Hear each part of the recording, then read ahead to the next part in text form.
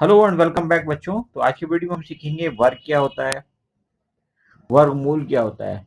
तो देखिए, सबसे पहले हम बात करेंगे, कोई संख्या हमने ले ली है। सपोज वो संख्या अभी हमने माना x है, अज्ञात संख्या है, इसको हमने x नाम दे दिया। तो अगर हम इसका वर्ग करना चाहते हैं तो हम कहेंगे कि हमने इसे x को x से ही गुणा कर दिया है। और यहाँ पे हम कह सकते हैं कि इसको हम x स्क्वायर भी लिख सकते हैं, ये x का वर्ग भी कहलाता है, हिंदी में वर्ग और इंग्लिश में स्क्वायर। ठीक है जी। अब अगर हम इसका रूट चाहते हैं तो रूट निकालने के लिए हमने ऐसा निशान लगाना पड़ेगा इसके ऊपर, और एक्स स्क्वायर को ऐसे आप लिख दोगे। इसका मतलब क्या होगा कि अब स्क्वायर से रूट कट जाएगा और यहाँ पे हमें एक्स मिल जाएगा। ठीक है जी, ऐसा भी आप कह सकते हैं। इसके कुछ अन्य रूप भी हो सकते हैं, जैसे कहीं पे हम ऐसे लिख सकते हैं इसको, अगर हम एक्स स्क्वायर का रूट निकालना चाहते हैं तो हम इसकी पावर 1/2 लिख देंगे। ठीक है, कुछ इस ढंग से लिखते हैं, थोड़ा सा अच्छा लगेगा बड़ा करके, ताकि आपको समझ में आ जाए।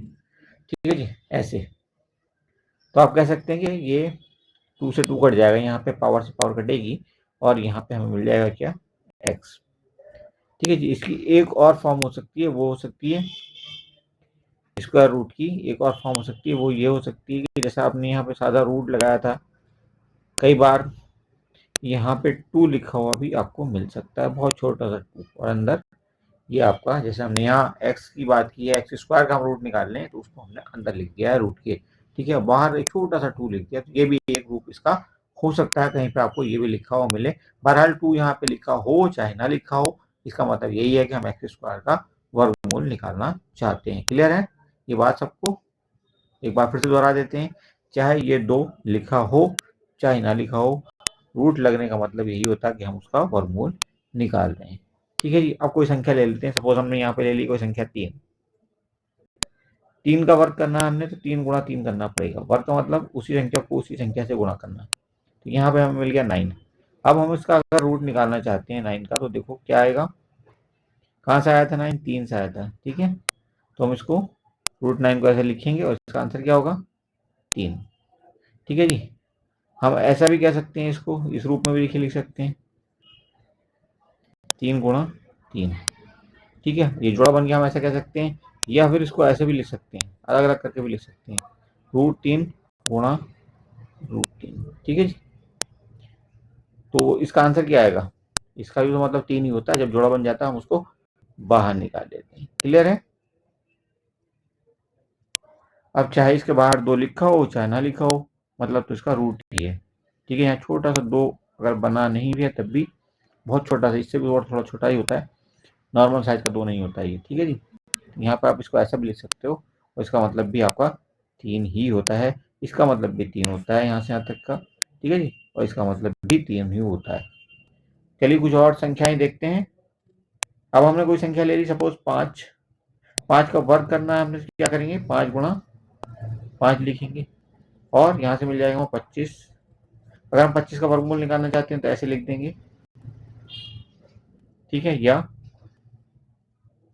ऐसे लिख देंगे, बहुत छोटा सा 2 यहाँ पे। ठीक है जी, इसका मतलब क्या होगा, 25 का वर्गमूल यानी कि 5।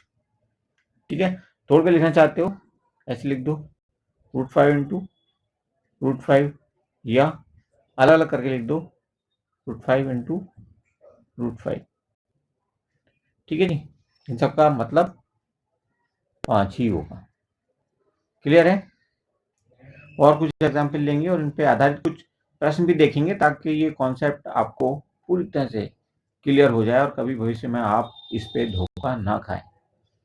क्लियर? खासतौर पर ये वीडियो उन बच्चों के लिए बनाई गई है जो हमसे पढ़ते हैं और हमारी एब्सेंस में कहीं कोई कंफ्यूज होते हैं, तो वो हमारा वीडियो देख करके सीख सकते हैं और हमेशा के लिए कंफ्यूजन से छुटकारा पा सकते हैं। ओके, वीडियो की स्पीड को आप आगे पीछे करके देख सकते हैं।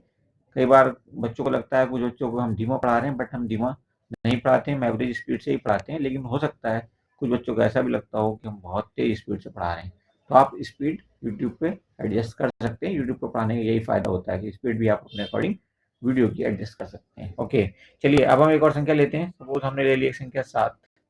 7 का स्क्वायर करना चाहते हैं तो 7 गुणा 7 करेंगे हम, यहाँ से मिल जाएगा हमें 49। 9 49। ठीक है जी। अब अगर इसका रूट निकालना चाहते हो तो 49 को आप ऐसे करके लिख दो या ऐसे करके लिख दो, बहुत छोटा सा 2 बना करके। ठीक है जी। ये तो आपको क्लियर है कि यहाँ छोटा सा 2 ना भी बनाओ तब भी हम इसको रूट ही मानकर चलेंगे और रूट निकाल कर ही आंसर देंगे। ठीक है जी। इसको आप आगे ऐसे भी लिख सकते हो 7 गुणा 7। ठीक है जी। या दोनों 7 हम अलग अलग कर सकते हैं ऐसे, और इसका मतलब भी क्या होगा 7। क्लियर। और एग्जाम्पल लेते हैं। सपोज हमने यहाँ पे 9 ले लिया तो 9 इंटू 9 कितना हो जाएगा 81। ठीक है। इसको हम कैसे लिखेंगे रूट के अंदर, रूट 81 या बहुत छोटा सा 2 बनाएंगे, यहाँ पे 81 लिख देंगे, या इसको हम ऐसे भी लिख सकते हैं 9 इंटू 9, या ऐसे दोनों 9 अलग अलग करके। यहाँ से एक बात और सीख सकते हैं आप कि जब भी रूट के अंदर कोई किसी का जोड़ा बन जाता है तो उसको हम बाहर निकाल के रूट हटा के लिख सकते हैं। जैसे यहाँ पे 9 का ये जोड़ा बन गया, पेयर बन गया है, तो हम 9 को बाहर निकाल करके लिख सकते हैं। हमारा आंसर क्या होगा 9। क्लियर। अब हम कुछ सवाल आपको दे रहे हैं, उन सवालों का आंसर आप अपने नाम के साथ कमेंट बॉक्स में लिखिए ताकि हम जान सकें कि किस बच्चे ने हमारा वीडियो देख करके अपनी अवधारणा स्पष्ट कर ली है, क्लैरिटी मिल गई, उसको पूरी कॉन्सेप्ट क्लैरिटी मिल गई है। ओके, तो कुछ सवाल नोट करिए और उसके बाद हमें आंसर करके बताइए। चलिए, फिलहाल आप इन दोनों सवालों का आंसर करिए और वीडियो के एंड में हम आपको कुछ और सवाल देंगे। सभी तरह के जो वीडियो हम बताएंगे उन सभी पे आधारित कुछ होमवर्क देंगे आपको, आप उनकी प्रैक्टिस जरूर करिए। हमारी एब्सेंस में जब आपकी नोटबुक ना मिले या कुछ और दिक्कत हो जाए तब आप हमारे वीडियो को देख करके कॉन्सेप्ट क्लैरिटी हासिल कर सकते हैं और 100% अच्छे नंबर से पास हो करके अपना भविष्य संवार सकते हैं। ठीक है जी। कुछ और सवाल देखते हैं। चलिए, देखिए अब हमारे सामने है रूट 27। तो रूट 27 को आप कैसे तोड़ सकते हैं, तो हम रूट 27 को कुछ इस ढंग से तोड़ के लिख सकते हैं 3 इंटू 3 इंटू 3 रूट के अंदर। ठीक है जी। अगर आपको इस ढंग से गुणनखंड करने में दिक्कत हो रही है, गुणनखंड करने में, फैक्टराइज करने में, तो आप क्या करेंगे, फैक्टराइज करने के लिए आपको तरीका आना चाहिए। जैसे एलसीएम की तरह हम लिखते हैं, मतलब एलसीएम थोड़ा सा 2 या 2 से ज़्यादा नंबर होते हैं तब निकालते हैं हम एलसीएम नहीं कह सकते इसको, लेकिन ये तरीका कुछ मिलता जुलता ज़रूर हो सकता है इससे। जैसे आपने लिखा है यहाँ 27, तो आप याद करिए 27 किसके टेबल में आ सकता है, या 7 किसके टेबल में आ सकता है, 3 के टेबल में आ सकता है। आप ट्राई करिए, 3 9 27 होता है, तो यहाँ 3 से भाग करिए इसको, यहाँ पे 9 आ जाएगा, फिर 3 से भाग करिए तो यहाँ पे 3 आ जाएगा। तो इस ढंग से हमें 27 के गुणनखंड क्या मिल गए, 3 गुणा 3 गुणा 3। तो इस चीज़ को हमने इन तीनों को 3 गुणा 3 गुणा 3 को हमने कहाँ रखा है, यहाँ पे ले आकर रख दिया 27 की जगह पे।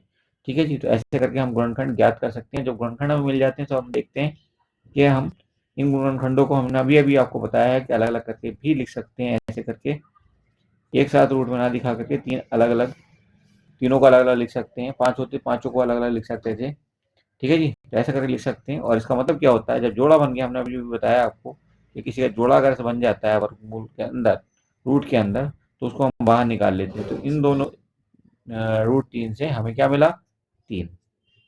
ठीक है जी। और ये वाला जो रूट जो 3 है इसको आप ऐसे ऐसे रखा रहने दो, तो हम 27 को कह सकते हैं, रूट के अंदर अगर 27 रखा है तो हम इसको कह सकते हैं कि ये 3 रूट 3 है। ठीक है जी। ऐसे ही ये आपका 2 4 3 रखा है, तो इसको अगर आप गुणनखंड देखोगे तो क्या होने वाला है, ऐसे ही आप रखना, गुणनखंड करना, कोई दिक्कत हो तो हमें बताना। तो इसको हम कुछ इस ढंग से लिख सकते हैं, रूट के अंदर 3 गुणा 3 गुणा 3, 3 3 होते 27, 81 गुणा 3। ठीक है जी। इसका दूसरा रूप क्या हो सकता है, सबको अलग अलग कर दो, तो यहाँ पे आ जाएगा रूट 3, यहाँ पे भी आ जाएगा रूट 3, फिर आ जाएगा ये रूट 3। 5 बार हम ऐसे ही लिखेंगे। ठीक है जी।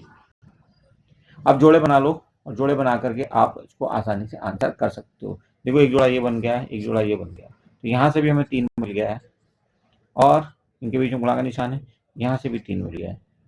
जब ऐसे गुणा का निशान लगा हो बीच में तो किसी भी जोड़े को हम खत्म करके उसकी जगह पे रूट हटा करके लिख सकते हैं। ठीक है जी। उस संख्या को हम रूट हटा करके लिख सकते हैं। जैसे यहाँ पे 3 का एक जोड़ा ये बना तो इस जोड़े में जो 3 रूट के अंदर 2 बार लिखा हुआ है, इसको हम सबको हटा करके इसके बदले ऐसे लिख सकते हैं। और ऐसे ही हमने यहाँ पे इस जोड़े के लिए भी 3 लिखा है। ठीक है जी। अब ये वाला बचता है जो 3 अकेला रहेगा रूट के अंदर, इसको आप ऐसे के ऐसे ही रखेंगे, इसका आप कुछ नहीं कर सकते। ठीक है जी। तो अब देखिए फाइनली आंसर क्या आएगा, 3 3 9 आ गया हमारा रूट के बाहर और एक रूट के अंदर 3 रह गया है। अब आपको कभी भी लाइफ में इस तरह का कंफ्यूजन हो तो प्लीज इस वीडियो को देख करके अपना काम चला सकते हैं। अब देखिए कुछ संख्याएं हमने ली हैं, इनका रूप बदल कर हम लिखेंगे और आप कह सकते हैं कि हम इनको अगर रूट से बाहर आ सकती हैं तो रूट से बाहर पूरी तरह से करके लिखेंगे, नहीं आ सकती तो किस रूप में रखेंगी ये, किस रूप में रहेंगी ये हम देखेंगे। तो देखिए 64 को अगर हम तोड़ते हैं तो कैसे तोड़ेंगे, 2 गुणा 2 गुणा 2, जितना छोटा टुकड़ा हो सकता है आप करेंगे। ठीक है जी, गुणा 2 गुणा 2, 5 बार लिख दिया हमने, 6 बार लिख दिया, ये हो गया हमारा 64 का रूप। देखिए चेक करिए, 2 दूनी 4 दूनी 8 दूनी 16 दूनी 32 दूनी 64। ठीक है जी। या आप इसको कह सकते हैं 2 की पावर 6 हो गया ये, रूट के अंदर 2 की पावर 6 भी आप इसको लिख सकते हो। ठीक है जी। फाइनली आप इसको क्या रूप दोगे, इसको आगे जाकर के आप कुछ इस ढंग से भी लिख सकते हो। देखो यहाँ पे ये जोड़ा बन गया, एक ही जोड़ा बन गया और एक ये जोड़ा बन गया, 3 जोड़े बन गए। हर जोड़े के लिए हम एक बार 2 को बाहर निकालेंगे तो 2 गुणा 2 गुणा 2 मतलब 2 दूनी 4 दूनी 8। तो क्या आंसर यहाँ पे फाइनली हमारा 8 आंसर मिला हमें।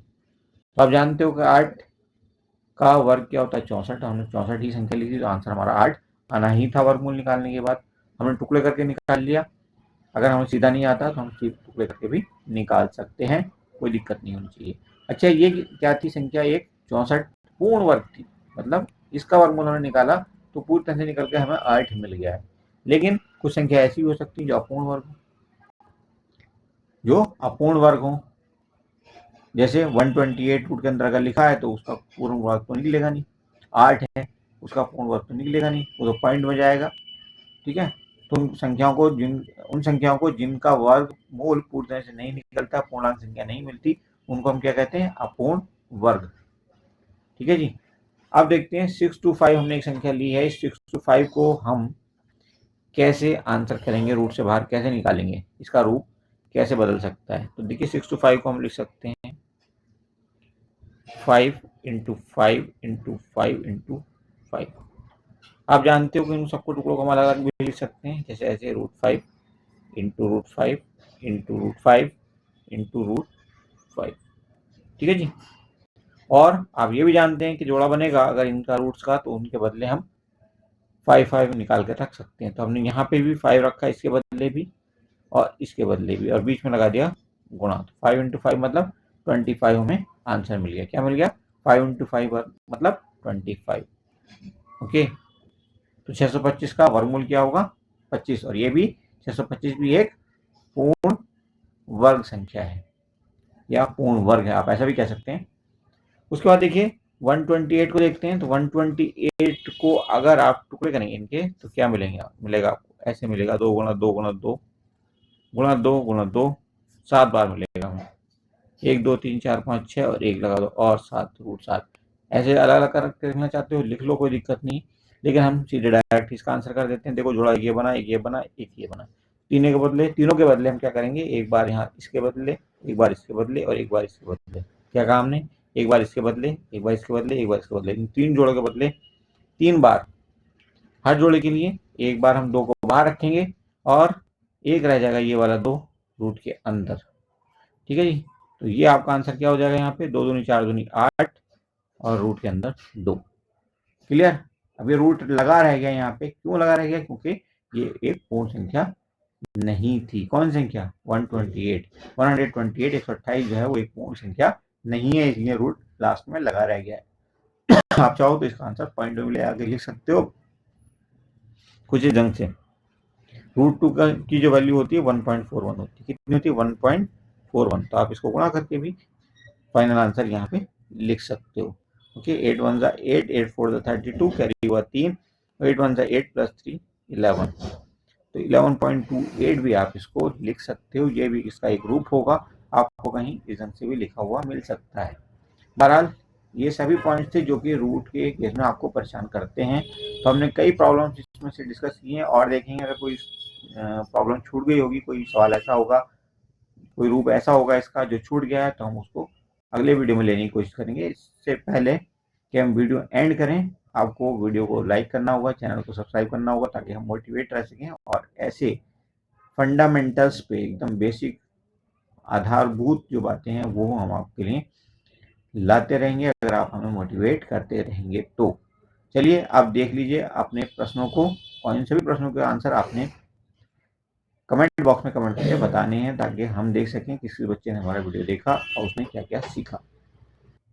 4 सवाल आ गए आपकी स्क्रीन पे और कुछ सवाल आपको दे देते हैं जिनके आंसर आपने हमें करके बताने हैं। ओके, आप चाहें तो हमें क्लास में भी दिखा सकते हैं, लेकिन यहाँ पे जरूर कमेंट करना है।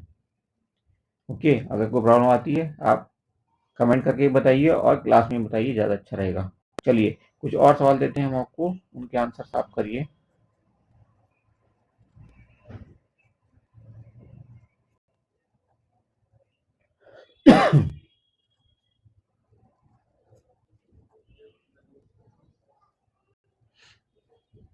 बताइए क्या आएगा इसका आंसर। एक सवाल ये दिया हमने आपको, दूसरा सवाल देते हैं आपको।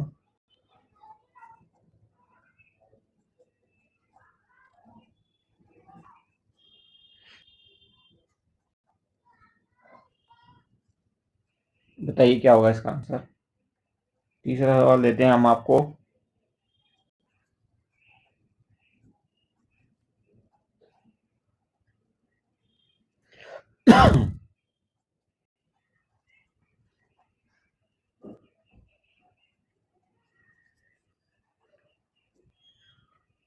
ठीक है जी, ये 3 सवाल हो गए आपके लिए। तो आज के वीडियो को हम यहीं पे एंड कर रहे हैं। अब इससे बचे हुए जो भी कॉन्सेप्ट हैं जो हमने आज डिस्कस नहीं किए हैं, जैसे कॉमन लेना, कॉमन लेके सवाल को सॉल्व करना या इनका प्लस माइनस करना रूट्स का, वो हम कैसे सीखेंगे तो वो हम सीखेंगे अगले वीडियो में। अगर आपको कंफ्यूजन है तो आप अगला वीडियो देखना बिल्कुल मत भूलना। Thank you for watching, see you soon.